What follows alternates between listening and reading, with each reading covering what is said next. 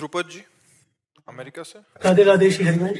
महाराज जी, आज लाखों लोग भारत से बाहर रहते हैं, अन्य देशों में, वहां अपने बच्चों को ठाकुर जी की भक्ति में कैसे लगाएं? समस्या तो है क्योंकि वातावरण का प्रभाव पड़ता है। जैसे सर्दी है तो सबको पड़ रही ना, तो ऐसे विलासिता के परमाणु विदेशों में ज्यादा पाए जाते हैं। भोगानंद की बाहुल्यता है, आप खुद देख रहे हैं। रसेंद्री जनेंद्री के भोगों की प्रधानता के खेल ज्यादा है। अब वहां के मिट्टी में ही संस्कार हैं, ऐसे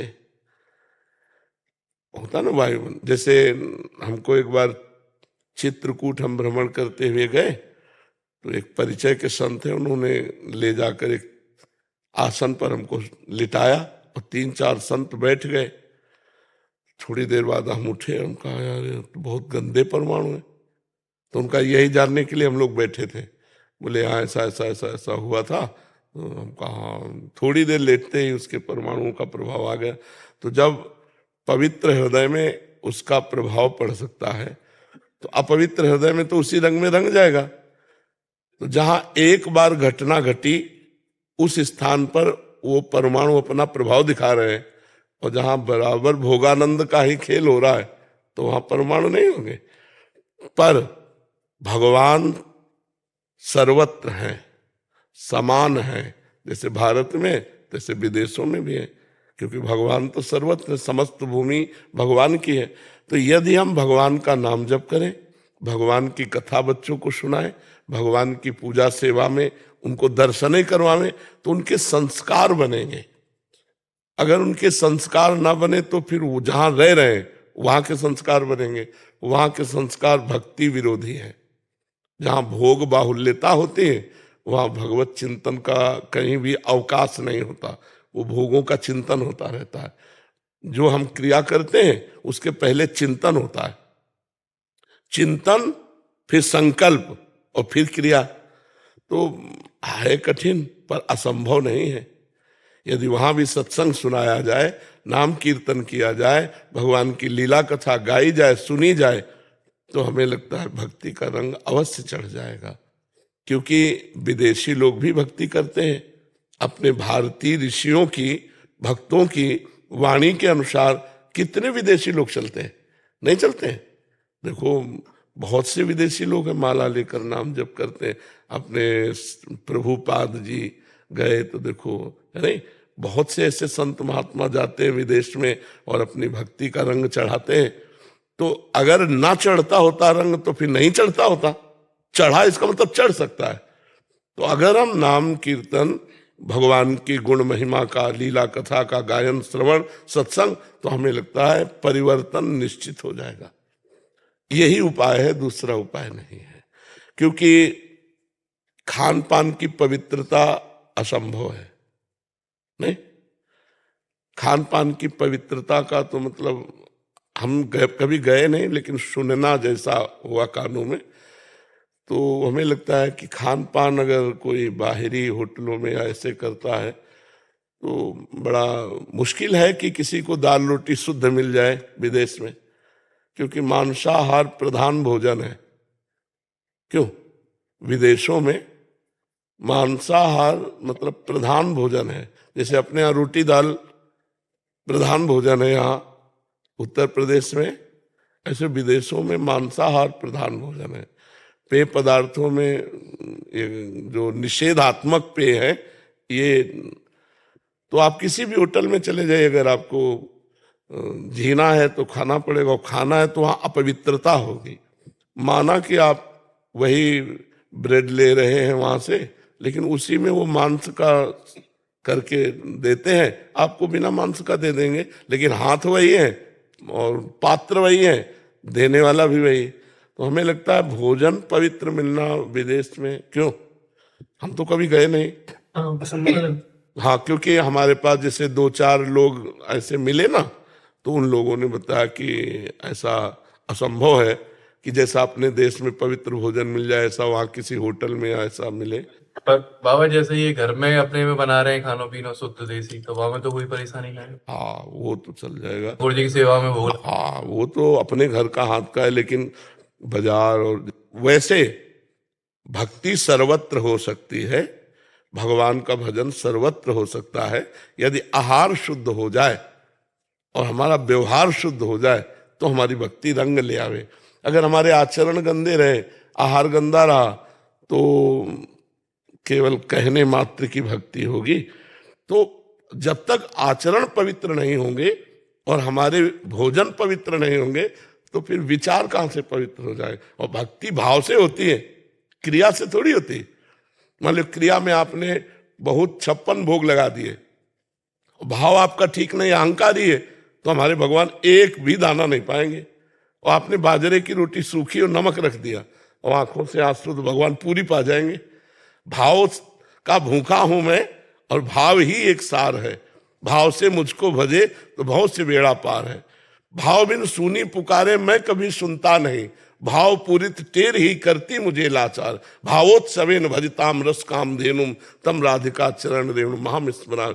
थोड़ा भक्ति का मतलब, भक्ति शब्द कहते एक पवित्रता की ऊर्जा आती है।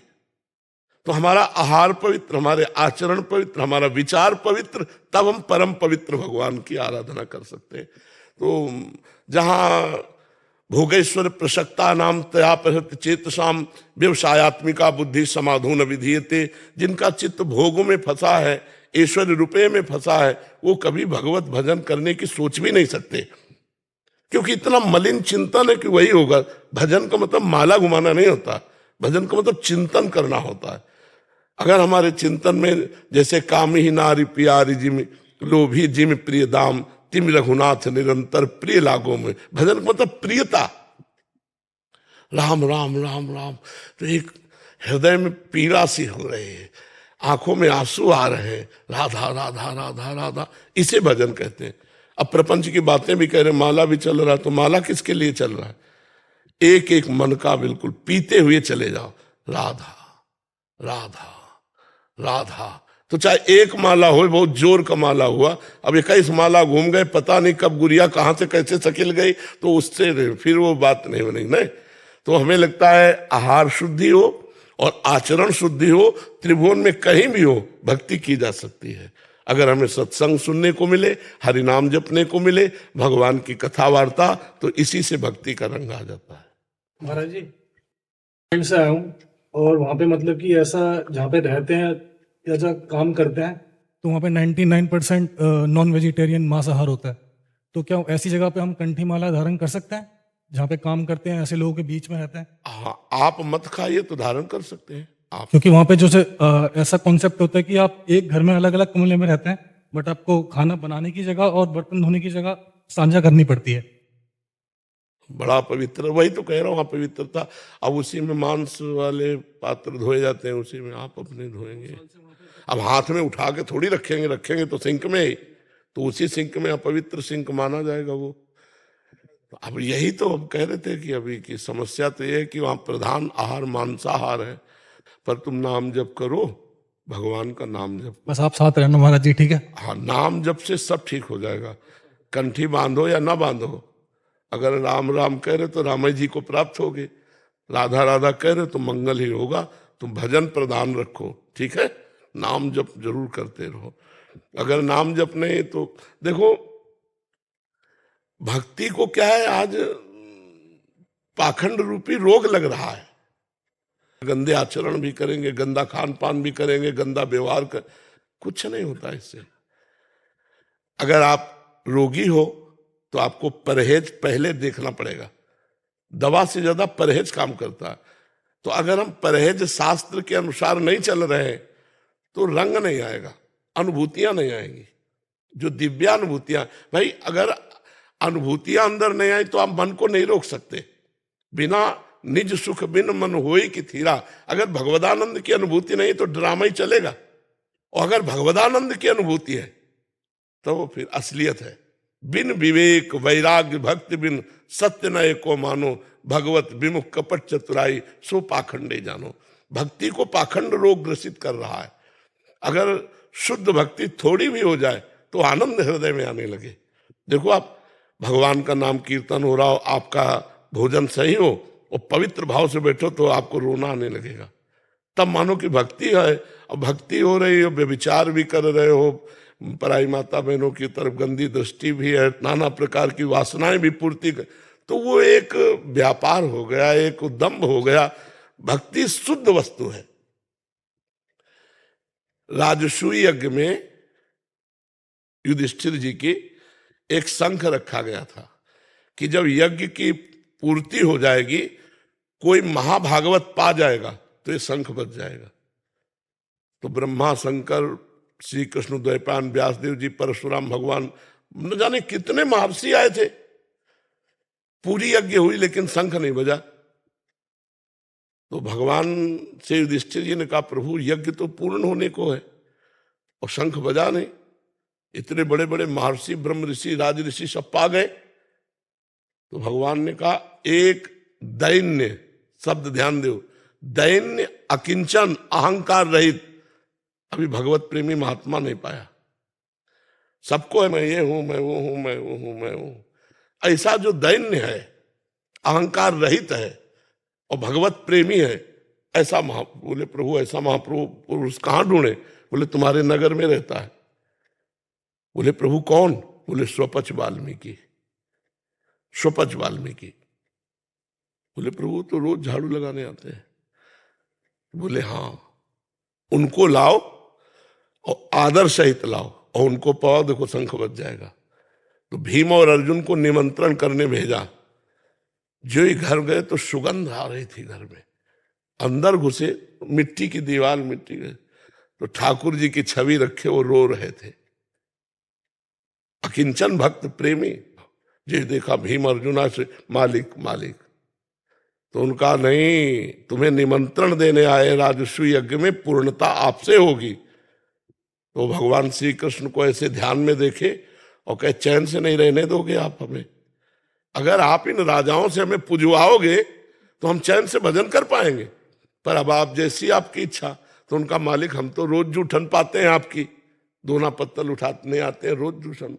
बोले नहीं, अब निमंत्रण है। दूसरे दिन पालकी में बैठाल के उनको ले गए। रात भर द्रौपदी जी ने भोजन बनाया अपने कर कमल से। अब जब परोसा गया तो उन्होंने खीर, कढ़ी, चावल, दाल सब एक मिला दिया, जो जो भी पदार्थ थे सब।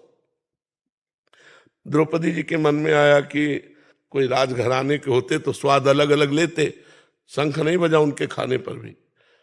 युधिष्ठिर जी ने कहा, महाराज आपने कहा था सुपच वाल्मीकि के पाने पे शंख। बोले एक एक कवल पे बजना चाहिए, लेकिन तुम्हारे यहां किसी ने अपराध कर दिया इनके प्रति, दोष दर्शन किसी ने किया। तो द्रौपदी जी ने कहा, हमने इतना रात भर अलग अलग पदार्थ बनाए, इन्होंने एक में मिला करके सब, तो हमें लगा कोई राजे महाराजे के घर के होते तो स्वाद लेते। बोले दोष दर्शन, वैष्णव की जाति पर गए तुम, इतने बड़े महान भक्त, प्रणाम करो। और प्रणाम करके पूछा कि आप मिला के क्यों पाए? तो उनका, प्रभु स्वाद तो आप लेते हैं, हम तो प्रसाद पाते हैं। हम पदार्थ का स्वाद नहीं लेते, हम तो प्रसाद पाते हैं।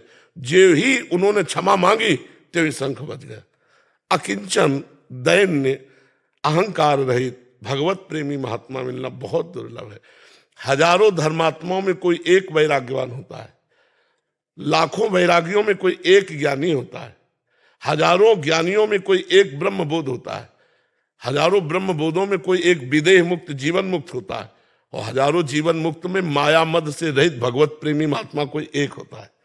इतनी दुर्लभ भक्ति है जो प्रेममयी भक्ति है, जिसमें अहंकार चूर हो गया है, जो भगवान की बात सुनते ही आंसू छलकने लगे और बस हा कृष्ण, हा राधा, हा ये दुर्लभ विषय है।